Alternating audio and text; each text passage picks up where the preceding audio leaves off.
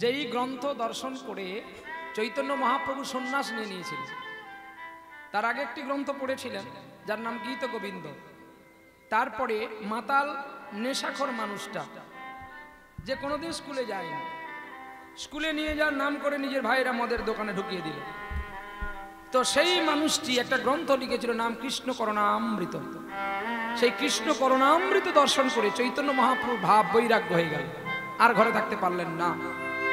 কোথা থেকে না, যখন তিনি অন্ধ হয়ে গেলেন বিল্ল, ওইখান থেকে খড় ভাবে লেখা আছে, ডিপলি ভাবে, কারণ নির্জন জায়গা ছাড়া না দর্শন করলে গ্রন্থটি তার স্বাদ আপনারা খুঁজে পাবেন না। তো যৎকিঞ্চিত আমার গুরু কৃপা আমি আপনাদের কাছে পরিবেশন করতে পারবো কিনা জানি না, চলো সেই পথে যাই। এই লীলাটি ঘটেছিল কেরালাতে, কেরালা কর্ণাটকে, কৃষ্ণবেণা নদীর তীরে কর্মবাদী গ্রাম। ঘটেছিল ষষ্ঠদশ শতাব্দীর প্রথম পাদে। লেখা আছে ভক্তমাল গ্রন্থ লালাদাস বাবাজির লেখা, ষষ্ঠদশ শতাব্দীর প্রথম পাদে কৃষ্ণবেণা নদীর তীরে কর্মবাদী গ্রামে উপেন্দ্র কিশোর মঙ্গল দয়াময়ীর গর্ভে একটি ছেলে জন্ম হয়েছিল, নাম তার বিল্লমঙ্গল। তাহলে বিল্লমঙ্গল নামটা কেন হলো বিল্ল?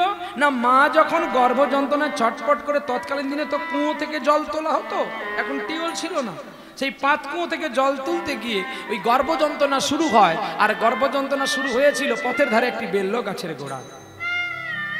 আর বেল্ল তলায় মা আমার একটি সন্তানকে জন্ম দিয়ে মা চির বিদায় নিয়ে নিয়েছিল।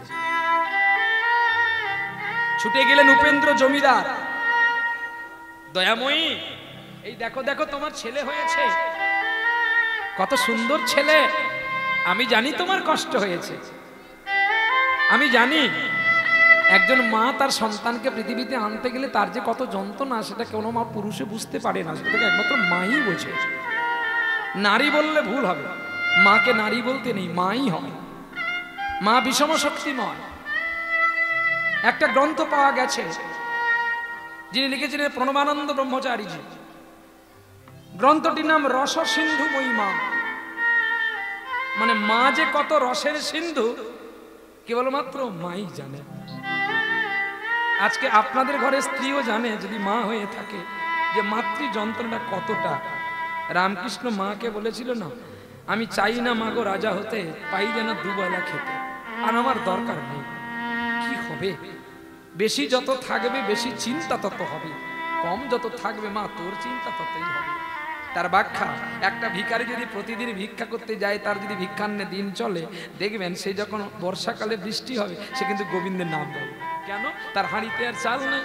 যদি বৃষ্টি না বন্ধ হয় সে ভিক্ষা করতে যাবে কি করে? তাহলে দিনান্তে দিন যে খায় সেই গোবিন্দের পরম পুত্র হয়। আর আমাদের আছে, আমরা বর্ষাকালে খাবো বলে আনন্দে সেই আগের দিনে ধান চাল শুকনো করে রেখে দিয়েছি, কিছু না হোক আলু 2 কিলো নিয়ে এসে তো। কিন্তু তাতে কি হয় জানে? এতে কৃষ্ণ ভজন থেকে বহির্মুখ হওয়া যায়।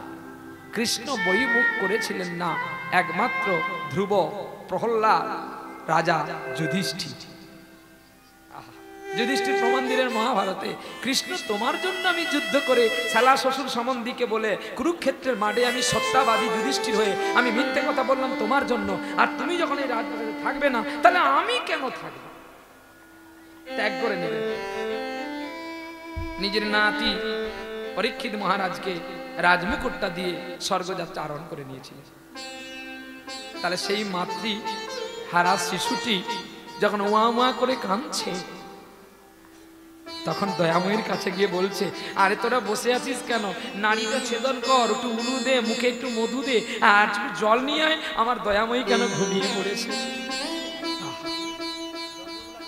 দয়াময়ী, দয়াময়ী দেখো, আমি আর তোমায় কষ্ট দেব না, এই দেখো ছেলে কাঁদছে, একটু কোলে নাও। কিন্তু যে পাখি চলে যায় সে আবার চেষ্টা করে ওই খাঁচায় ফিরে আসার জন্য, কিন্তু ততক্ষণে খাঁচার দ্বারগুলো সব বন্ধ হয়ে যায়।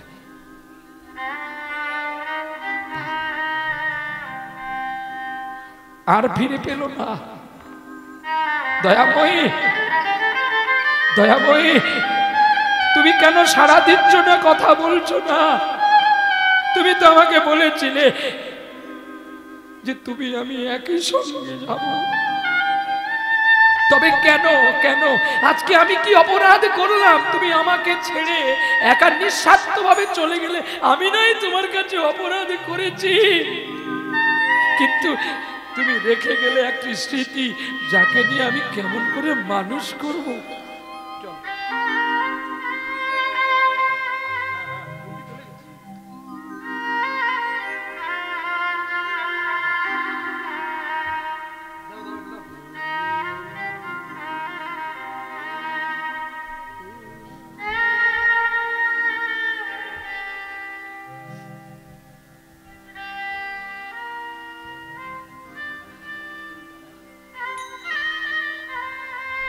আজকে সত্যিকারের আমাকে এই জায়গা থেকে, এই জায়গায় আমি একদিন প্রতিদিন যাওয়া আসা করতাম।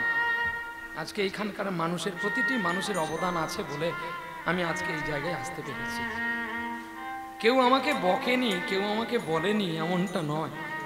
আজকে আমি ভাবছি ওরা কেন আমাকে বকেছিল, ভালোর জন্যই বকেছিল। তার মধ্যে আজকে একজন আমাদের কাছে নেই। আমার সেদিন গান ছিল মুর্শিদাবাদে, আমি যখন শুনলাম আমার অলিন্দা আর পৃথিবীতে নেই, আমি বলেছিলাম আমার পরিবারের সবাইকে আসার জন্য, কিন্তু কি করে আসবে, সব তো দূরে দূরে। আর তৎকালীন দিনে আমার গান চলেছিল একভাবে, আর 19 পালা গান করে যখন আমি ফিরেছিলাম, তখন তার সমস্ত কর্মক্রিয়া সমাপ্ত হয়ে গেছে। কম আমাকে বকেনি, কম মারেও নি, আবার কম আদরও করেনি। একটা মানুষ সকলের কাছে ভালো হতে পারে না। আজকে যিনি মাল্যচন্দন করলেন, ইনিও আমায় কম বকেনি, কিন্তু হাত তোলেনি, বকেছে। একটু আগে যিনি বলে গেলেন সনাতন কাকু, তিনিও আমায় কম বকেনি। তুমি কি করে গান করো, ঠিক করে করো না, বকে। আমাকে বলছে এখান থেকে তুই পালা। আজকে আমি পালিয়ে যাওয়ার পরে নিজে ভাবছি যে এদের পালিয়ে যাওয়ার মধ্যেও কিন্তু একটা মায়া ছিল, তাই আজকে আমাকে ভগবান এই জায়গায় পৌঁছে দিয়েছে। যখন আমাকে ফোন করে এখান থেকে, সেদিনই আমি শিলিগুড়ি থেকে গান শেষ করে ফিরেছি। তো আমি আসলে প্রায় ভোর হয়ে যায়, আস্তে আস্তে ঘুমিয়ে পড়েছি। ফোন হচ্ছে 10:30টার সময়, আমি উঠে ব্রাশ করছি, ফোন করেছে।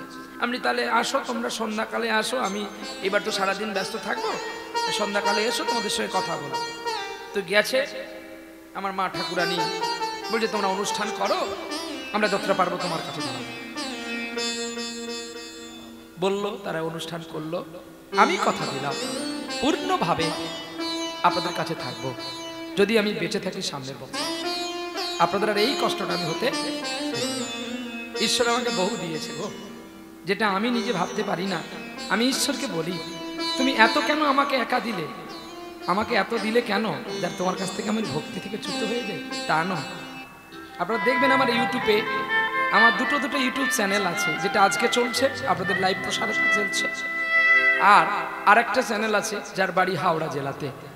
আমি কোনো দিন আমার ইউটিউব চ্যানেলে যত রোজগার হয়, আমি কোনোদিন বলিনি যে আমাকে তোরা 5টা টাকা দে।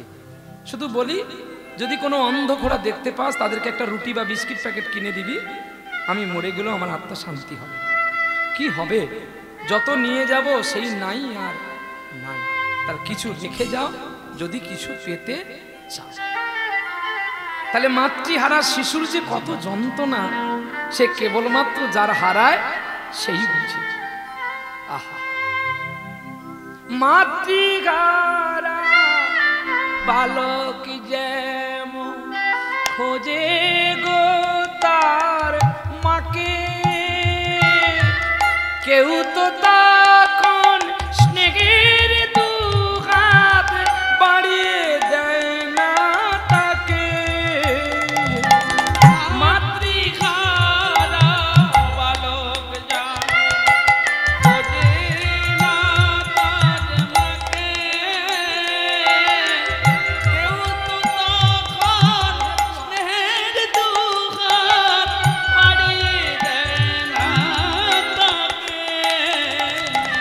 দেখো কত সুন্দর করে গানটা বিষমতি তালে চলেছে। আহা, ওগো মাতৃহারা বালক যেমন খোঁজে গো তার মাকে, কেউ তো তখন স্নেহের দুহাত বাড়িয়ে দেয় না তাকে। ওর এই ব্যথাটা বোঝো মায়েবার, ভবের খেলা হলে মা আমি আর জনমে মা হব মা, তুই হবি মোর ছেলে। আমি আর জনমে মা হব মা, তুই হবি মোর ছেলে। জীবিত তখন ছেলের ব্যথা, যখন ডাকবে মামা বলে মা, আমি আর জনমে মা হব মা, তুই হবি মোর ছেলে, তুই হবি মোর ছেলে, আজ তুই হবি মোর ছেলে। আমি আর জন্মে মা হব, তুই আমি হবি আমার ছেলে। কিন্তু ছেলেটা উয়া উয়া করে কাঁদছে, চলে গেছে সকল দয়াময়ী মার জন্য কাঁদছে উপেন্দ্র কিশোর মঙ্গল। ভালোবাসার প্রাণবোধে যদি হারিয়ে যায় না, তার বিশ্বে সকল সুখ থাকলেও তার সুখ নেই। যেমন একটা স্ত্রীর যদি স্বামী হারা হয় সে যেমন সুখী, একটা স্বামীর যেমন স্ত্রী হারা হয়ে গেলে সমসুখী, দুজনে সুখী তো নাকি? দুজনে এক পথের প্রতীক হয়ে যায় গো। তাই আজকে উপেন্দ্র কিশোর মঙ্গল স্ত্রী হারা হয়ে গেল, স্ত্রী সৎ কাজ করলো। ছোট্ট ছেলে বেল্ল গাছের তলায় জন্ম নিয়েছিল বলে নাম রাখলো বিল্ল।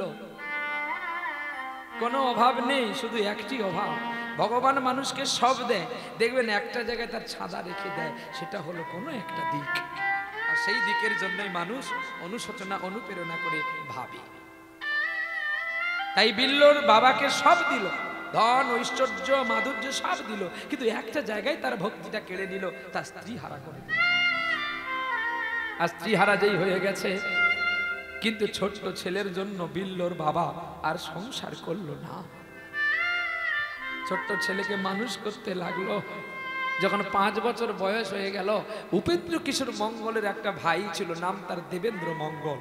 তার দুটো ছেলে ছিল, একজনের নাম সুরেশ, একজনের নাম মহেশ। তারা চিন্তা করলো এই 100 বিঘা প্রপার্টির মধ্যে কিন্তু 50 বিঘা আমার বিল্ল পাবো, আর বাকি 50 বিঘাকে আমরা 2 ভাই পাবো, 25-25 করে।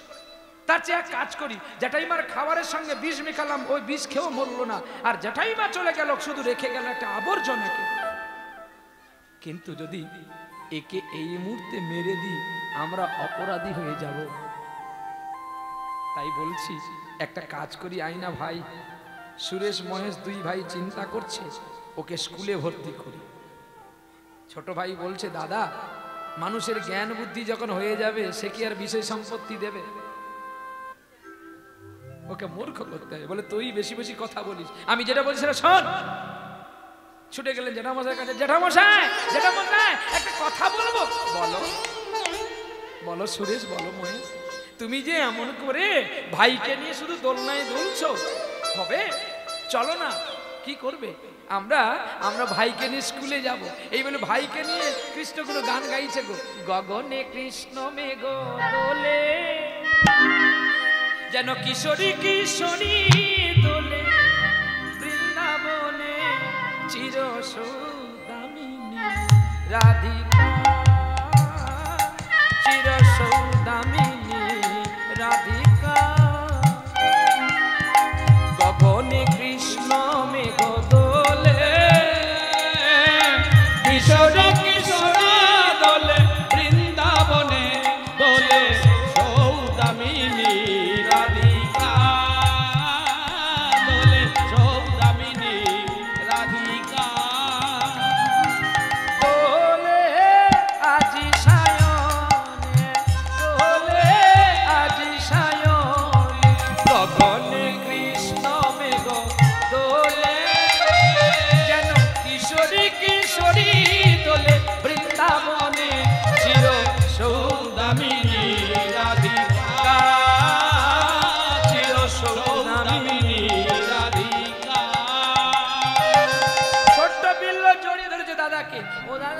দেখো না ওই বালকগুলো কোথায় যাচ্ছে, ওরা পাঠশালায় যাচ্ছে। বলো না পাঠশালায় গেলে কি হয়? পাঠশালায় গেলে বিদ্যা উদ্যান হয়, বিদ্যা উদ্যান করলে জ্ঞান হয়, জ্ঞান থেকে ভক্তি হয়, ভক্তি থেকে বিবেক হয়, আর বিবেক থেকে বৈচিত্র্য থেকে কৃষ্ণকে পাওয়া যায়। দাদা আমি ওদের সঙ্গে যাব, দাদা আমি ওদের সঙ্গে যাব। দাদা গো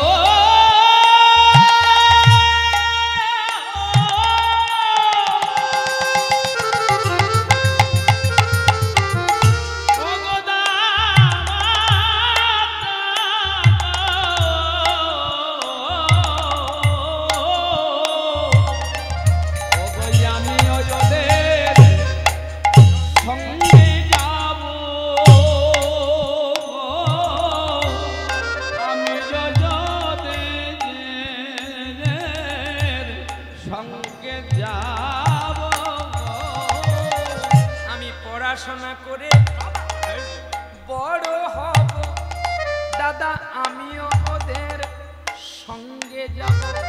আমি পড়াশোনা করে বড় হব,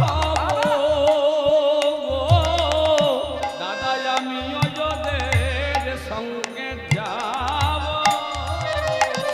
আমি সেই জন্য তোকে আনতে এসেছি।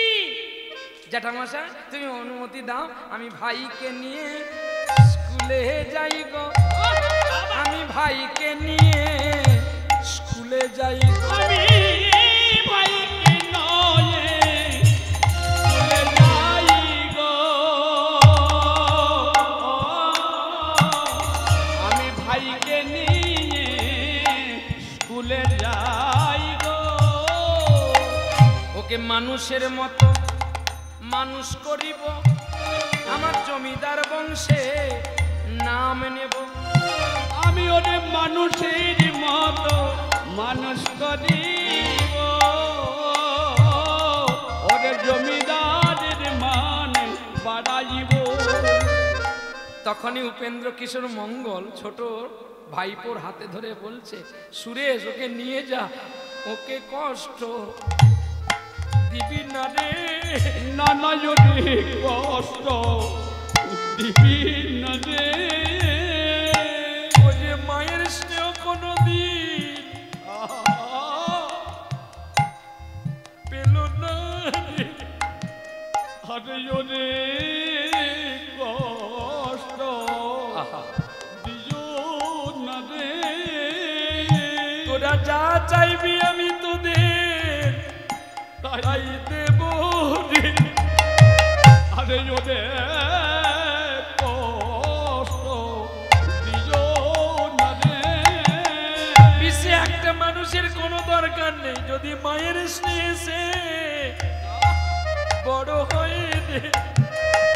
আরে ওরে কষ্ট তুই দিও না রে।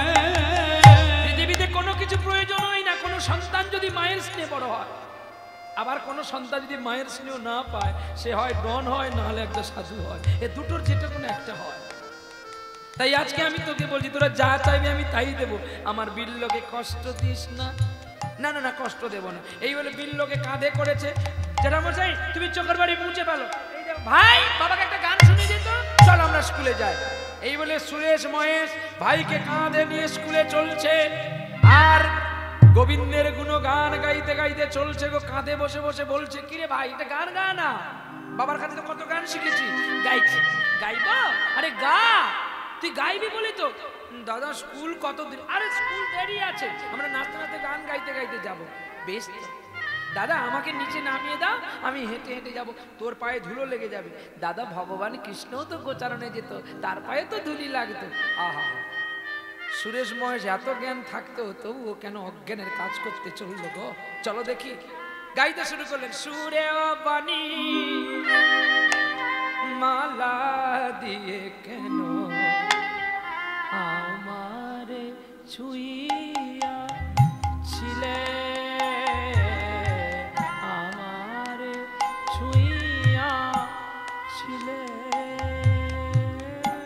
সুরে পানি মালা দিয়ে কেন আমারে ছুঁইয়াছিলে।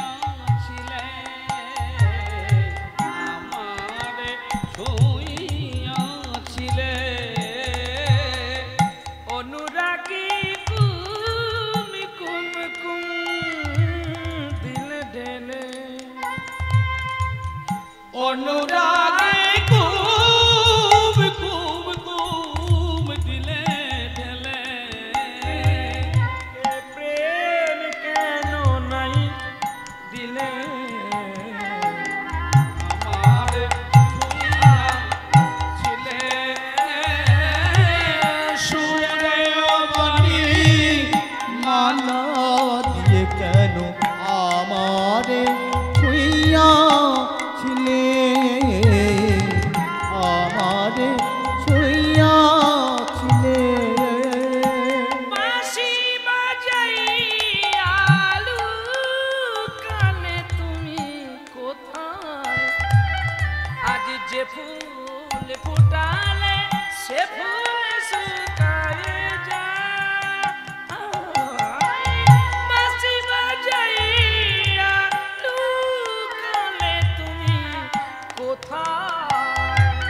যে ফুল ফোটালে সে ফুল শুকায়ে যায়। কি জানি আমার মন করে হায় হায়, কি যে চেয়েছিল কেন তা নাই দিলে আমার ছুঁইয়া ছিলে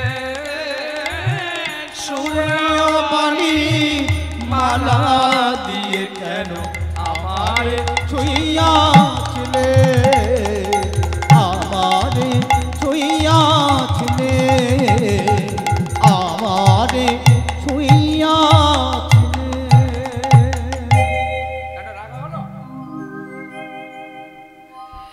সুরেও বাণী মালা দিয়ে কেন আমারে ছুঁইয়া গেলে? এত সুন্দর গান শুনতে শুনতে চিন্তা করলো সুরেশ মহেশ, ভাইকে যদি পাঠশালায় ভর্তি করি ও সত্যিকারের জ্ঞানী হয়ে যাবে। কারণ এত ছোট ছেলে যদি একবার গান শুনলে গেয়ে নেয়, তাহলে ওকে যদি পাঠশালায় নিয়ে যাই ও বড় হয়ে যাবে। তাহলে ওর কাছ থেকে আর সম্পত্তি আমরা পাবো না রে।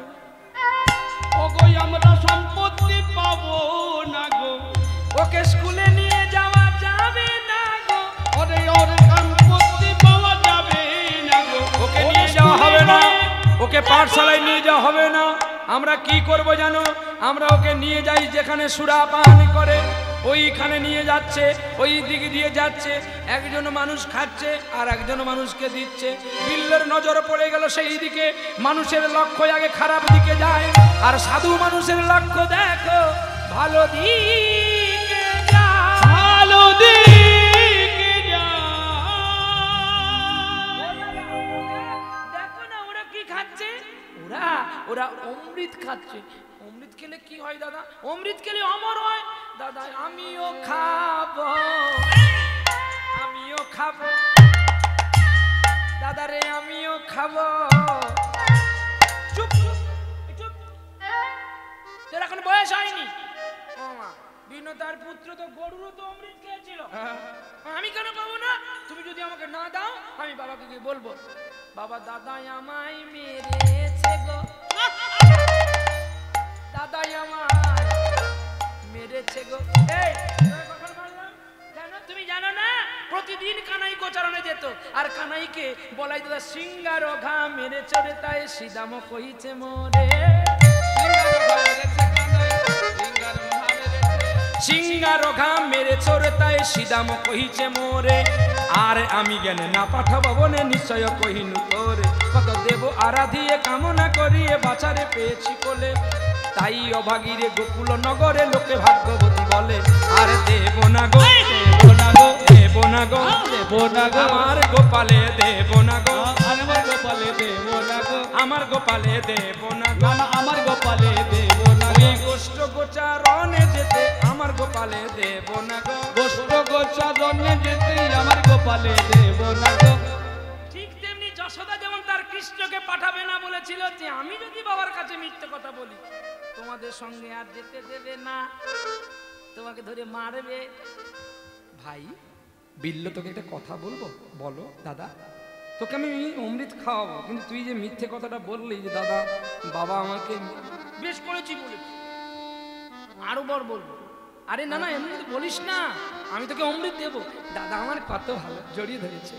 দাদা আমি তো এই ছুঁয়ে কথা দিচ্ছি, তুমি যে আমাকে অমৃত দেবে না, আমি কাউকে বলবো না, শুধু তুমি আর আমি।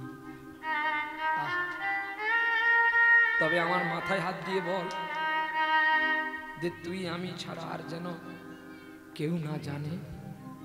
বিল্ল শপথ করে নিল, আমি তুমি ছাড়া আর কেউ জানবে না। সুরেশ বলল, তোর এই বড় হওয়ার পেছনে যদি আমাকে আমার ভাগের সম্পত্তি বিক্রি করতে হয় তাও আমি দেখব, কিন্তু তোকে আমি খুব বড় করেই তুলব।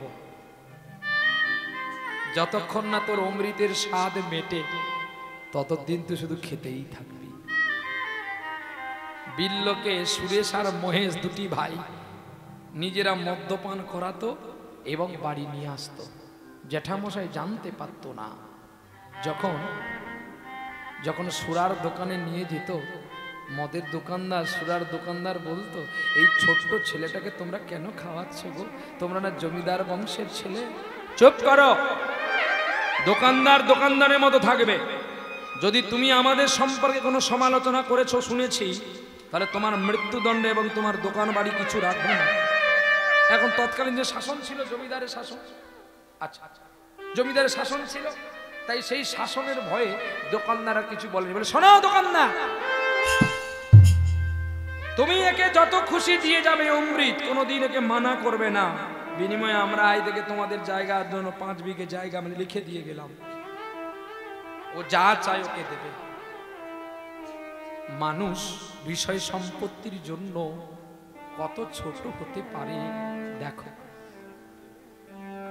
হ্যাঁ, আজকেও তো সেই বিষয় সম্পত্তি নিয়ে মারামারি।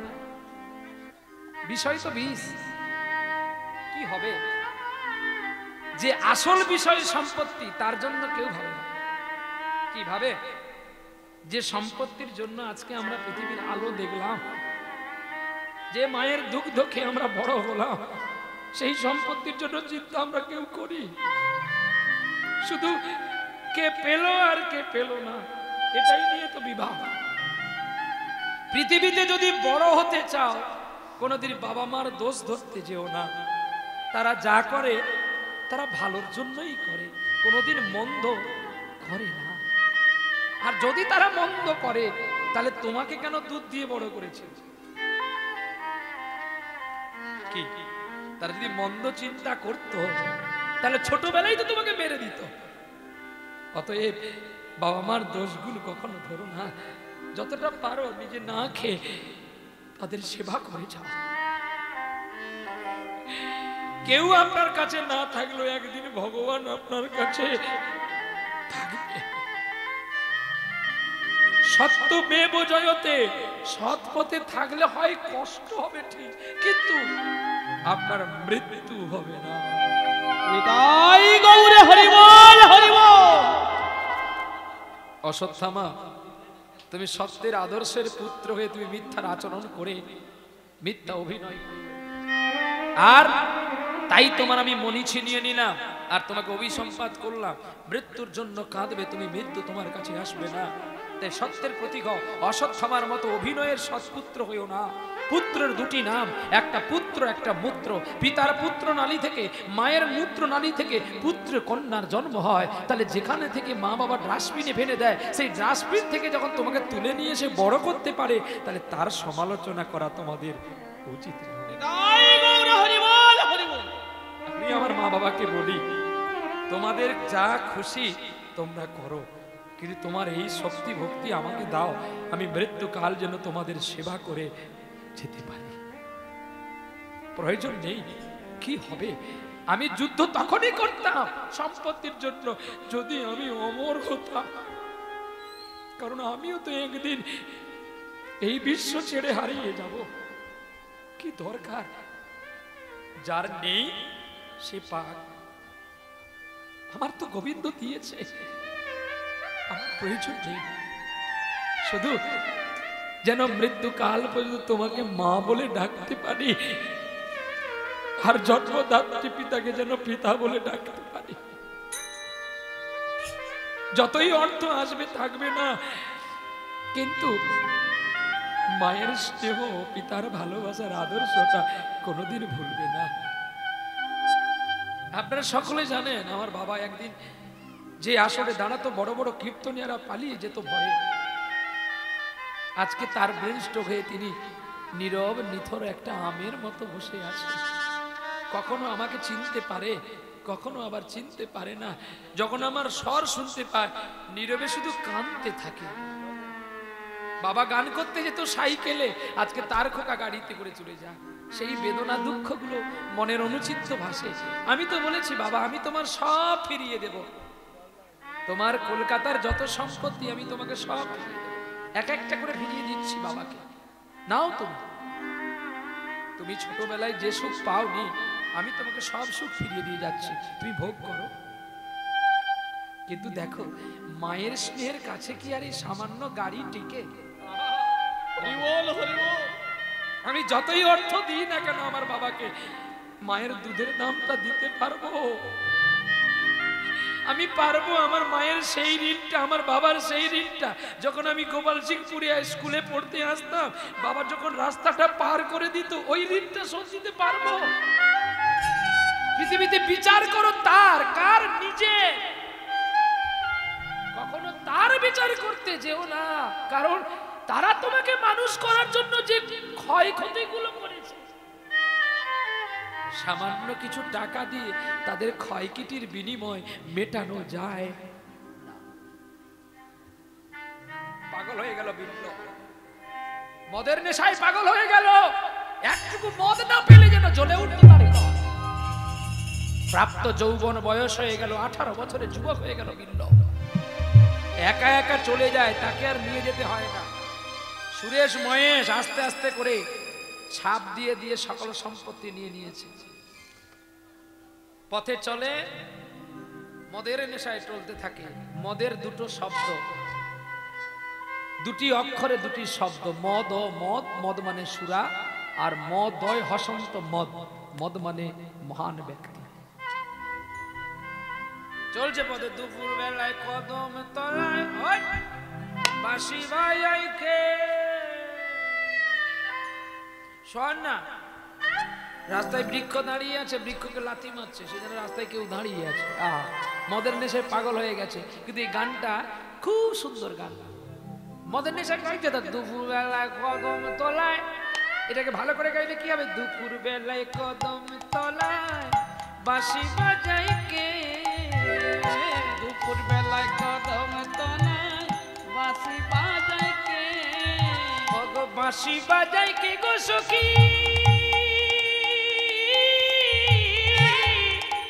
বাঁশি বাজাই কে। দুপুর বেলায় কদম তলায় বাঁশি বাজাই কে, দুপুর বেলায় কদম তলায় বাঁশি বাজাই কে, বাঁশি বাজাতে ওরে পাগল বাজানো জানো না, কেন বাজানো জানো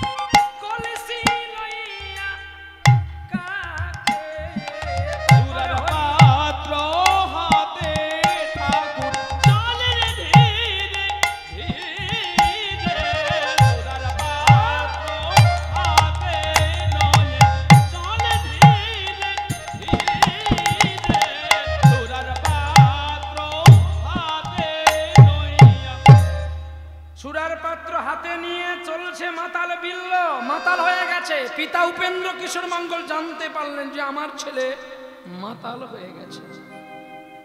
এই কি রে তোর বিচার বিধি, এই কি রে বিচার, এই কি রে বিচার বিধি, এই কি রে বিচার। তুমি কারে হাসাও কারে কাঁদাও, কারে নাও সকল ভার, এই কি রে বিচার বিধি, এই কি রে বিচার বিধি, এই কি রে বিচার বিধি, এই কি রে বিচার। হে দয়াময়, দয়াময়, দয়াময়, দয়া দয়াময়, দয়াময়। ওই তো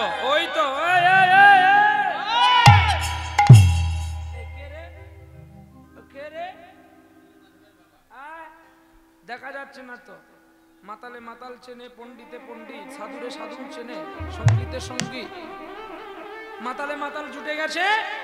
এক মাতালকে বলছো, কে রে মেয়েটা, দেখতে খুব সুন্দরী। ওর নাম জানি? চিন্তামণি। এর নাম জানিস কি? চিন্তামণি। চিন্তামণি? হ্যাঁ, ওর নাম চিন্তামণি।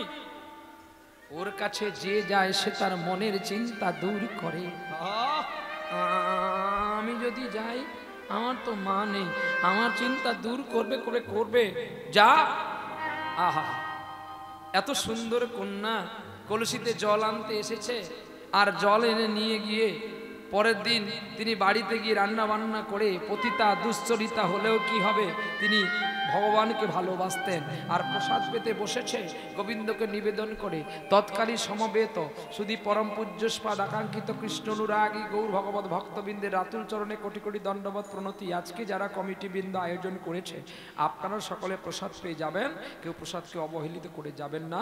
নিতাই গৌর, নিতাই গৌর, নিতাই গৌর, নিতাই গৌর হরি বল, হরি বল। এত প্রাকৃতিক দুর্যোগের মাধ্যমে আমরা হারিনি আর হারবো না। এটা আবার ভারতবর্ষ। এই ভারতবর্ষে ভগবান বারবার জন্ম নিয়েছেন।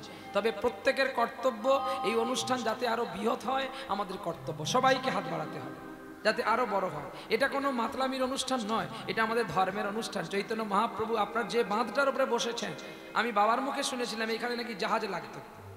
তবে এই বাঁধটার উপরে চৈতন্য মহাপ্রভু গিয়েছিলেন, আপনারা জানেন কি না জানি না, 1510 খ্রিস্টাব্দে। আর যিনি জন্ম হয়েছেন 1407 শতাব্দে 23 ফাল্গুন নক্ষত্র পূর্ণিমা তিথিতে, সেই চৈতন্য মহাপ্রভু নীলাচল যাত্রা করেছেন এই পথ দিয়ে।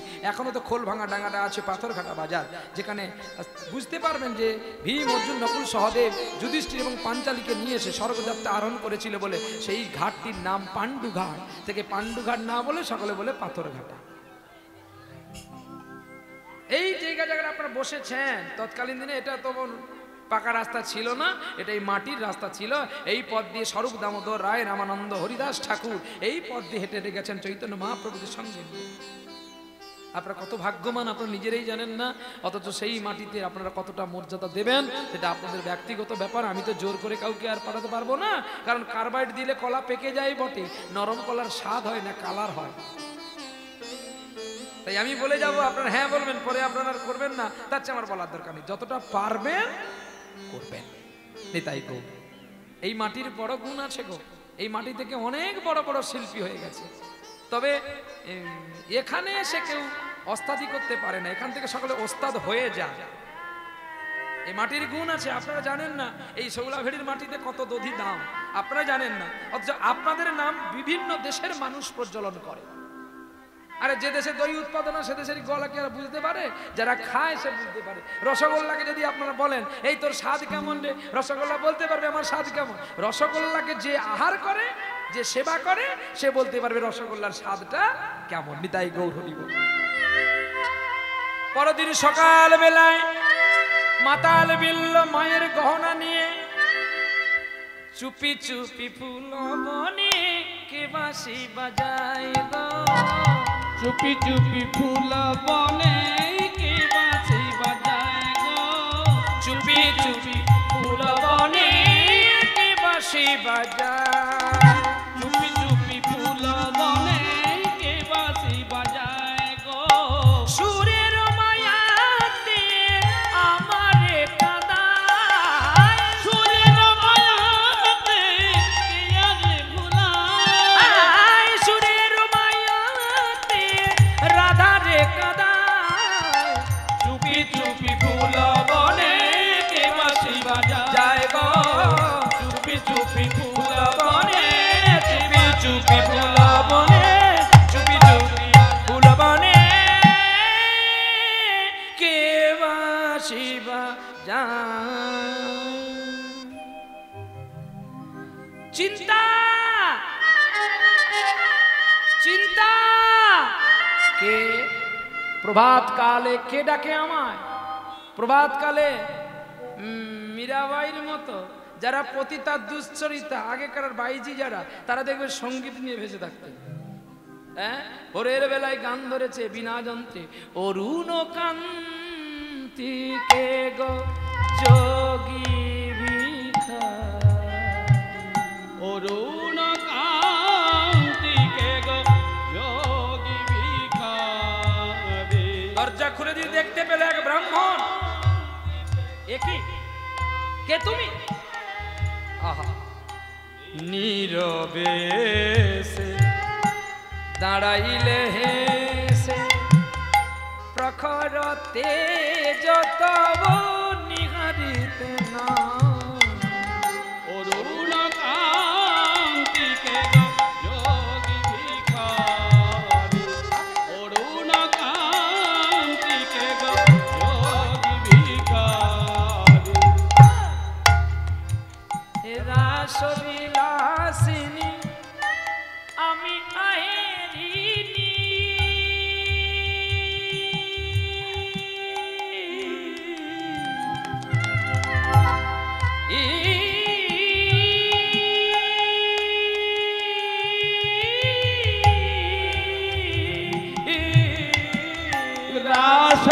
রাসবিলাসিনী আমি আহিরি শ্যামল কিশোর রূপ শুধু চিনি অম্বরে ঘেরিয়া একই জ্যোতি পুঞ্জ বিষান ফেলিয়া লহ বাঁশরি ধারে অরুণ কান্তি কে গো যোগী ভিখারি অরুণ কান্তি কে গো যোগী ভিখারি বারে বা অরুণ কান্তি কে গো আহ! যোগী ভিখারি অরুণ কান্তি কে গো যোগী ভিখারি কে গো যোগী ভিখারি তুমি অরুণ মানে সূর্যদেব অরুণ সকাল হয়ে গেল আর সকালে প্রাতকালে সূর্য উদয়ের সঙ্গে সঙ্গে তুমি কে আমি বিরল ঠাকুর আমি পতিতা দুশ্চরিতা তুমি আমার কাছে কেন এসেছো কি সমস্যা হয়েছে হ্যাঁ কি গো কিছু সমস্যা হয়েছে নাকি তাহলে কথা কেন বসো যদি কারো খিদে লাগছে খেয়ে নাও ভাল লাগে আবার বসবে নাহলে বাড়ি চলে যাও নাকি নিজেও শুনবো না আর কাউকে শুনতে দেবো না এটা ঠিক না চলো দুটো তো ব্যবস্থা আছে কীর্তনও আছে এবং সেবার ব্যবস্থাও আছে তোমাদের অধৈর্য হওয়া দরকারটা কি যারা প্রথমে যাবি কম কম পাবি যারা শেষে যাবি বেশি বেশি পাবি সিস্টেম তো বোঝাই রাখতে হবে যারা তাড়াতাড়ি করে খেতে যাবি তারা কম কম পাবি আমার বলা কওয়া আছে তো একটু ছেটে ছেটে রাখবি 100 গ্রামের গায়ে 80 গ্রাম করে দিবি 20 গ্রাম করে জমা রাখবি আর যারা লাস্টে যারা যাবে তাদের 150 গ্রাম 200 গ্রাম করে দিবি নিতাই গো এবার যে যাবি যা আগে নিতাই গো তাহলে চললো বিললো কোথায় গেল না প্রভাত কালে পতিতার ঘরে গেল পৃথিবীতে সব আগুন নেভানো যায় দুটো আগুন নেভানো বড় কঠিন একটা ক্রোধের আগুন আর একটা কামের আগুন এই দুটোকে যদি কেউ জয় করতে পারছে তাহলে সবকিছুকেই সে জয় করতে পারে কি দরকার বেশি ক্রোধ করে তবে ক্রোধ রাগ ভালো রাগ পুষে রাখাটা ভালো না আপনারা রাগ করেন না কত স্বামীর সঙ্গে একটু গন্ডগোল হয়ে গেলে রেগে মেগে বাবার বাড়ি চলে যান, সেই তো বেলতলাকে আসতে হবে। তাহলে বেকার কেন যাস? যদি বেলতলাকে না আসবি তাহলে তোরা যা, বেলতলা না হলে কোনো না কোনো বেলতলাতে যেতে হবে। আমার ইউটিউবে একটা গান দেওয়া আছে, বাবার বাড়ি এই গ্রামে, শ্বশুর বাড়ি ওই, তোমার বাড়ি কই গো নারী, তোমার বাড়ি কই। শিশুকালার শৈশব কাটে বাবার আশ্রয়ে, যৌবন কাটে স্বামীর কাছে শ্বশুরালয়ে। এবার বৃদ্ধা বয়সে আশ্রয় নই, ছেলের কাছে কই? ছেলের কাছে হয় বৃদ্ধাশ্রয়। জনম ভরে ভাত রাঁধিলে পরের হাঁড়িতে, আপন হয়ে বাস করিলে পরের বাড়িতে। কি নারী নাকি স্বাধীনতা পেয়েছে? সরকার বাহাদুর বলছে নারী যদি স্বাধীনতা পেয়েছে তাহলে বাবার বাড়ি যাওয়ার সময় কেন স্বামীকে জিজ্ঞাসা করতে হবে? তাহলে স্বাধীন নয়।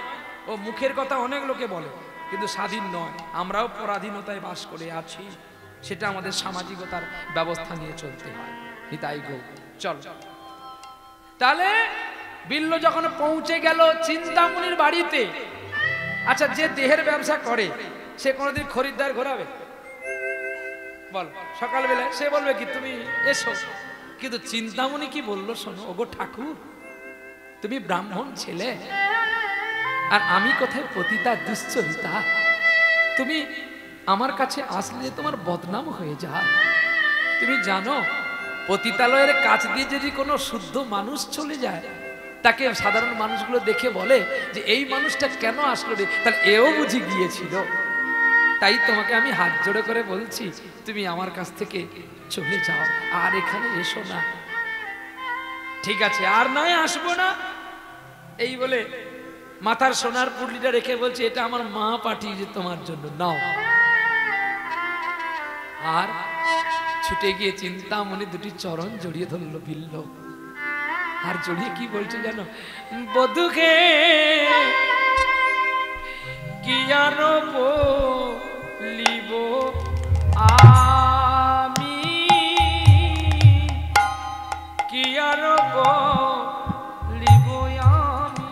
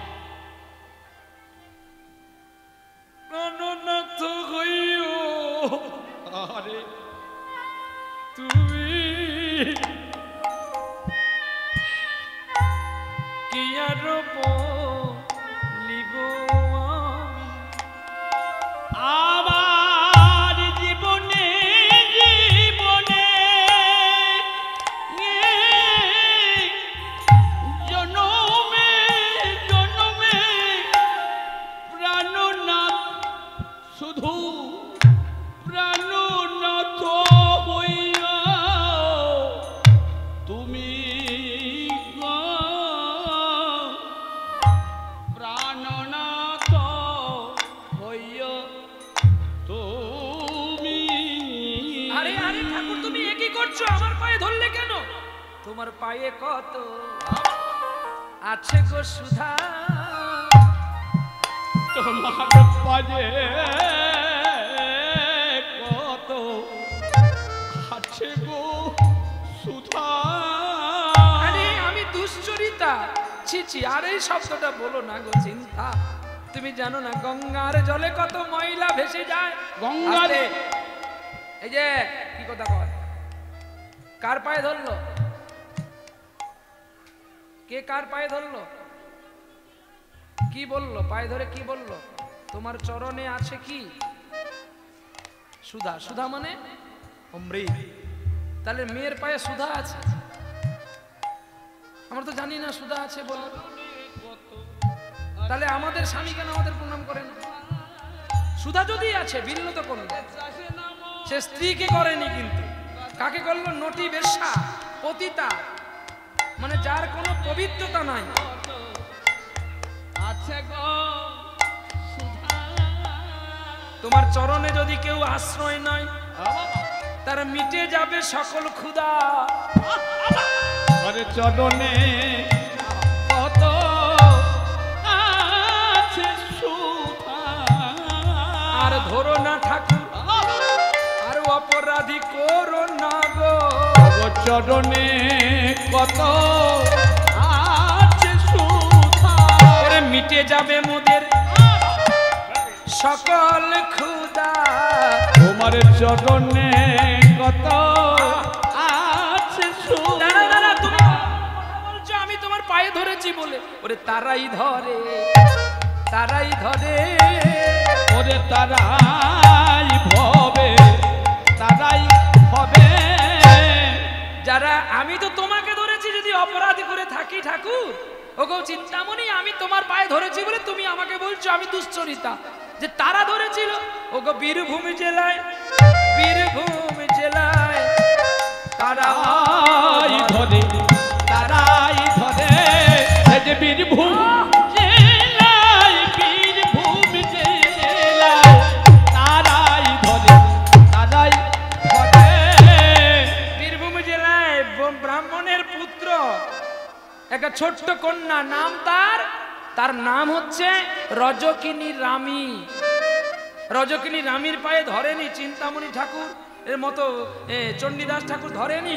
আর চরণটি ধরে বলেছিল শুনো রজকিনী রামী, শুনো রজকিনী রামী।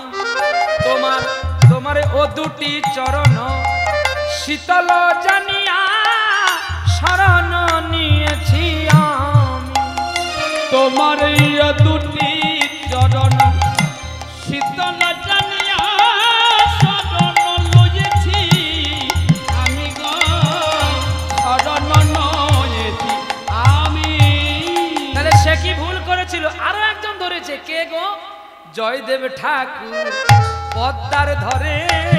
ওরে জয়দেব ঠাকুর পদ্মার ধরে। তারা যদি না কোনোদিন ভুল করে, ওরে জয়দেব ঠাকুর তারাই ধরে। তারা যদি কোনোদিন ভুল নাই করে, ওগো চন্দ্রা তোমার গোলামে বলে তারাই ধরে তারাই ধরে। তারাও যদি না কোনোদিন ভুল করে, তারাই ধরে তারাই ধরে। রাধে শ্রী রাধে বলে তাই গৌর হরি। তারাই ধরে তাই রাধে শ্রী রাধে বলে তারাই ধরে ও রাধে।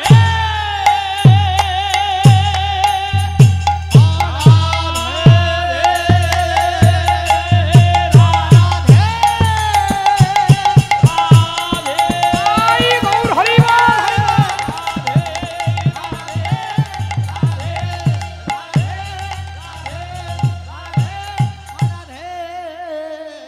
ওরে তারাই ধরে তারাই ধরে।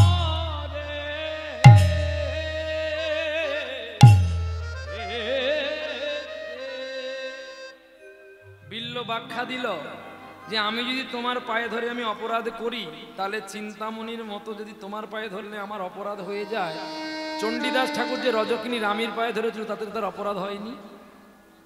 শোনো ঠাকুর, আরো তোমাকে বলি, তুমি আর এই কথাগুলো আমাকে বলো না। জয়দেব ঠাকুর গোস্বামী যিনি গীত গোবিন্দ রচনা করলেন, তিনি যদি পদ্মাবতীর পায়ে ধরে পদ্মাবতীর উচিষ্ঠ খায়, তাহলে তার কি অপরাধ হয়নি? আরো একজন ধরেছিল, তুমি জানো কি জানো না চিন্তামণি, আমি তোমাকে বলছি, হুগলি জেলায় কামারপুকুরে রামকৃষ্ণ পরমহংসদেব, সে প্রতিদিন ফুল তুলে নিয়ে এসে তার স্ত্রীর পায়ে দিয়ে কি বলতো জানো? একদিনেরই জীবনে তো জবারে তোর কপাল ভালো, শ্যামা মায়ের চরণ তলে, শ্যামা মায়ের চরণ তলে তোরি শুধু ঠাই যে হলো, একদিনেরই জীবন তো জবারে তোর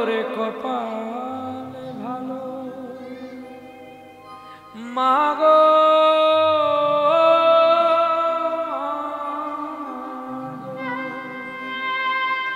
মাগো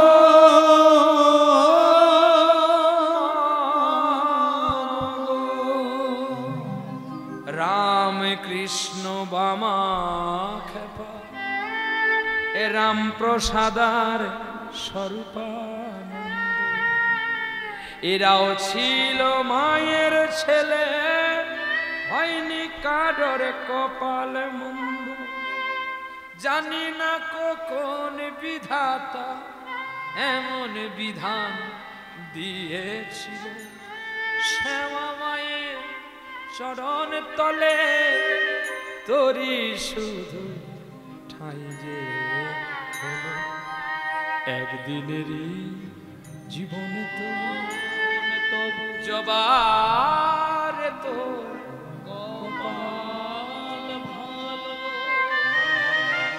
আরো করেছিল চিন্তামণি, আরো একজন করেছিল ব্রজের কৃষ্ণ। তিনি রাধার চরণ ধরে চুম্বন করে কেঁদে কেঁদে বলেছিল, রাধে আমার নয়ন জলে তোমার চরণের ধারে লিখি আমার অহংকারের কৃষ্ণ না। যেদিন নদিয়ায় গৌর হব সেদিন সকল প্রেম ঋণ পরিশোধে দেব বলে আমার ব্রজের কানাই ব্রজের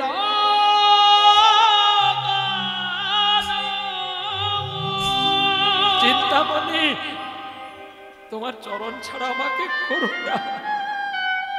আমি যে মন প্রাণ দিয়ে তোমাকে বড় ভালোবেসে ফেলেছি জানো চিন্তা, একদিকে তুমি আর একদিকে আমার পিতা ছাড়া যে আর আমার কেউ নেই। তাহলে বলো ঠাকুর, তুমি ব্রাহ্মণ সন্তান হয়ে কেন সুরাপান করো? বলো না বলো না বলো না। যেদিন যেদিন নাকি আমি জন্ম হয়েছিলাম চিন্তা, সেদিনই তো আমার মা আমাকে ছেড়ে চলে গিয়েছিল। আমার বাবা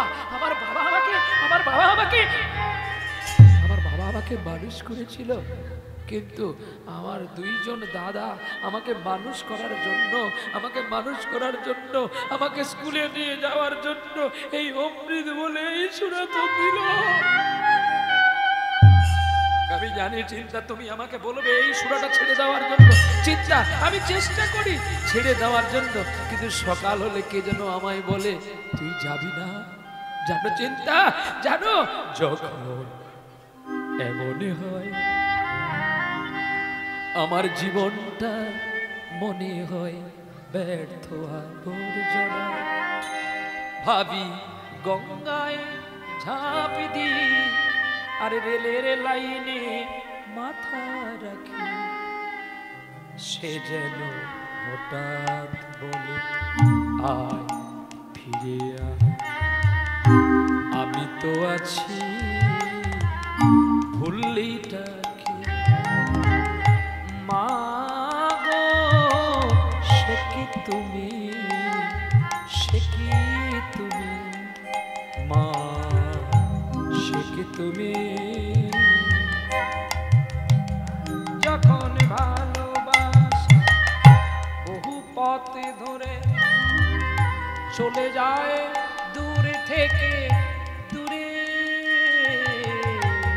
যখন ভালোবাসা বহু পথে ধরে সে যে চলে যায় দূর থেকে দূরে,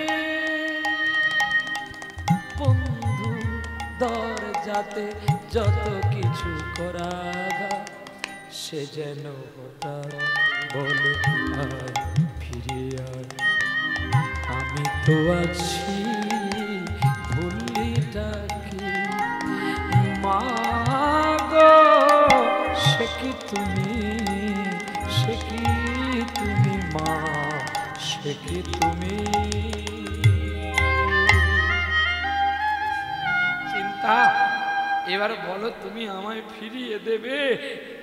চিন্তামণি জড়িয়ে ধরল বিল্লুকে, এত যন্ত্রণা নিয়ে তুমি কেন আমার কাছে এসেছো?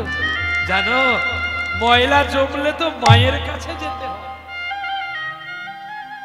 মায়ের কাছে? হ্যাঁ, চিন্তা। নারী মানে মা, নারী মানে স্ত্রী, নারী মানে বন্ধু, নারী মানে পতিব্রতা, নারী মানে সতী। তাই আমি তোমার কাছে এসেছি, আমার সকল ময়লা যেন তোমার অঞ্চল দিয়ে আমার মুছে যায়। ঠাকুর, তুমি যে বলছো আমার কাছে এলে তোমার ময়লা মুছে যাবে, ময়লা জমবে না তো? আরে তুমি জানো না, বাহ্যিক লোকে তো অনেক কিছু বলে, কলঙ্কে কি কখনো মানির্মাণ যায় চিন্তা? তুমি যে আমার আড়াই থেকে আমি তোমার। বাহ! চিন্তামণির বাড়িতে প্রতিদিন যাওয়া আসা করে মাতাল বিল্ল, অনুরাগের চিত্তের গান বাজনা করে দুজন। তা দেখে কিছু সমাজ দেখে যে ও মাতাল আর এ পতিতা, এই বলে প্রতিদিন চলে। একদিন খবর আসলো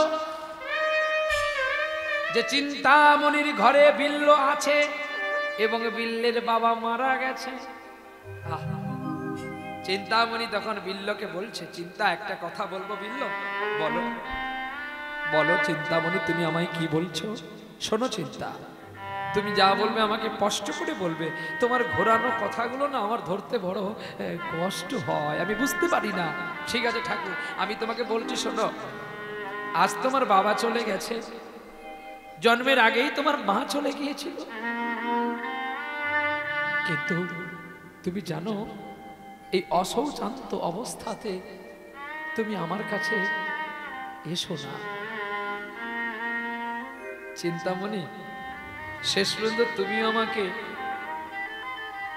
ছেড়ে দিচ্ছ? না না না, আমি তোমাকে ছাড়ছি না। আমি তোমায় কি বলছি কথাটা তুমি শোনো। বলো চিন্তা, মানে যে কটা দিন তোমার বাবার অসৌচ থাকবে, তুমি এই কটা দিন, আমি যদি তোমাকে বিবাহ করতাম। আহা! চিন্তামণি বিল্লকে বলছে, আমি যদি তোমাকে বিবাহ করতাম, আজকে তোমার বাবার মৃতদেহটাও আমি দেখতে পেতাম। সেই স্মৃতিটুকু তুমি আমাকে আজকে দাওনি, তাই আমিও তোমার কাছে হেরে গেলাম। কিন্তু আমি যে তোমাকে পতির জ্ঞানে ভালোবাসি, জানো ঠাকুর, তোমাকে পাওয়ার পরে আমি আর কোনো পুরুষের সংলাপ করি না। কারণ আমি জানলাম যে তোমার সংলাপ করে যদি আমার সকল তৃষ্ণা মিটে যায়, আমি আর তৃষ্ণার্তুর জন্য কেন ছুটতে যাব? তাই আমি তোমার কাছেই পড়ে থাকি। তবে আমাকে যে তুমি ভালোবেসে থাকো, আমার এই কথাটা তুমি একটু মনে রেখো, একটু মনে রেখো ঠাকুর, একটু মনে রেখো। বেশ বেশ চিন্তা, আমি তোমার কথা রাখলাম, আমি আসবো। তবে বাবার আদ্যক্রিয়া সমাপ্ত করে আসবো, তখন তুমি আমাকে ফিরিয়ে দেবে না তো? ছি ঠাকুর, ও কথা বলতে নেই। আমি তোমার দিন অনশন করব, আমি তোমার দিনের অপেক্ষায় বসে রইব, কখন আমার ঠাকুর বিল্ল আসবে। এসো এসো ঠাকুর, এসো। মন চায় না যেতে, কিন্তু বাধ্য, তাকে যে যেতে হবে। যখন বিল্ল চিন্তামণিকে ছেড়ে কৃষ্ণবেণা নদী পার হয়ে বাড়িতে আসলো, বাড়ির সকলে নিন্দানন্দ কথা বলতে শুরু করলো। সুরেশ মহেশ বলছে, চুপ করো, কেউ কিছু বলবে না আমার ভাইকে। ও যা করেছে সবই ভালো করেছে, যা করতে চলেছে তাও ভালো করতে চলেছে। বাহ! বাবার পিতার দেহটিকে নিয়ে শ্মশানে নিয়ে অগ্নিস্পর্শ করলে দাউ দাউ করে জ্বলে উঠল চিতা। হিংসা, বিবাদ, লোভে, ক্ষোভ, বিদ্বেষ, চিতাতেই হবে কিন্তু একদিন সব শেষ। হ্যাঁ, বেঁচে থাকতে যারা তোমায় দিয়ে গেছে জ্বালা, মরা খবর শুনতে পেলে তারা আনবে আগে প্রথমে ফুলের মালা। বেঁচে থাকতে যারা তোমার সঙ্গে করেছে বেশি গন্ডগোল, মরলে তারাই আগে গিয়ে বলবে বলো হরি হরি বল। তাই বৃথা বিবেচনা না করে চলো একবার যাই সেই পথেতে। বিল্ল ঠাকুর কাঁদতে কাঁদতে বাবার দেহ নিয়ে সৎকর্ম করলেন। কিন্তু যতই চেষ্টা করে চিন্তাকে ভুলে থাকবে, মনে যেন এই চলে যায়। দেখো যারে যারে ভাব, তার বদনটা চাইলেও কিন্তু লাভ, কিছু হোক আর না হোক, এটাই হচ্ছে ভালোবাসা। আর এখনকার ভালোবাসার কথা তো আর তুলনা দেওয়া যায় না, মানে কাকে ধরি আর কাকে ছাড়ি। ভালোবাসাটা হয় একটা শুদ্ধ প্রতীক, ভালোবাসা হয় একটা শান্তির প্রতীক, ভালোবাসা হয় একটা নিষ্ঠা। যে ভালোবাসার জন্য আজকে মাতাল হয়ে দুশ্চরিতা সংলাপ করেও গোবিন্দ তাকে দর্শন দিতে চলেছে, এটাই ছিল তার ভক্তি, এটাই ছিল তার লক্ষ্য। হৃদয় মন প্রাণ যদি দিতে হয়, সেটা একজনকেই দিতে হয়, দুজনকে নয়। নিজে বসে বসে কাঁদে আর বলে গো সময় গেলে সাধন হবে না। ও